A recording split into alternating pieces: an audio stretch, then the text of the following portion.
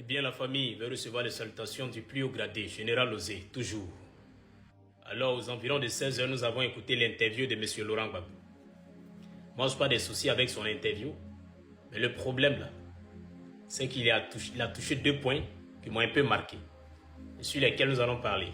C'est-à-dire, sur son anticolonialisme et sur son panafricanisme. C'est la raison pour laquelle je demande à tout le monde de partager massivement cette vidéo. Parce que je vais juste faire un rappel. Parce que j'ai comme l'impression que quand il parle, c'est comme s'il parle à des personnes qui n'ont pas vécu sous son pouvoir. Alors, écoutez très bien cette vidéo, partagez-la massivement. Alors, parlons d'abord de son anticolonialisme. Et fixons la date en 2010. Alors, juste avant les élections 2010, c'est-à-dire avant les élections d'octobre 2010, c'est lui qui a renouvelé le contrat avec les Français, c'est-à-dire Sodeci, Seyeu. Et là, c'est bizarre. Ça, c'est un acte très paradoxal pour quelqu'un qui dit qu'il veut se dresser contre les vestiges coloniaux. Ensuite, dans même 2010, là, pour les élections, là, sa communication était orchestrée par Hero RSG. C'est une entreprise française de communication. Ensuite, c'est lui qui a donné gratuitement un puits de pétrole à Total. Tout ça pour séduire les Français, là, pour qu'ils restent toujours au pouvoir. Sans oublier que sous sa gouvernance, gratuitement, il a donné 1,8 milliard d'euros. L'argent du contribuable ivoirien pour financer campagne d'un blanc. Un blanc qu'on appelle Jacques Chirac.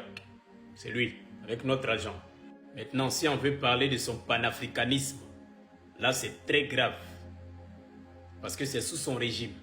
Je rappelle, les Maliens, les Burkinabés et aussi les Guinéens. C'est sous son régime que ceux-là étaient non seulement marginalisés, mais aussi traqués. C'est ça la vérité que nous avons vécue ici en Côte d'Ivoire. Et même Abdoulaye Wade a témoigné ça le 22 janvier 2001.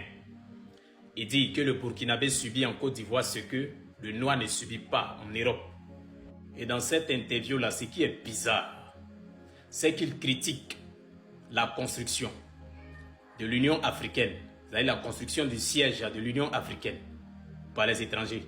Il dit pourquoi est-ce que ce sont les étrangers qui ont construit, n'est-ce pas, le siège de l'Union africaine, ici en Afrique.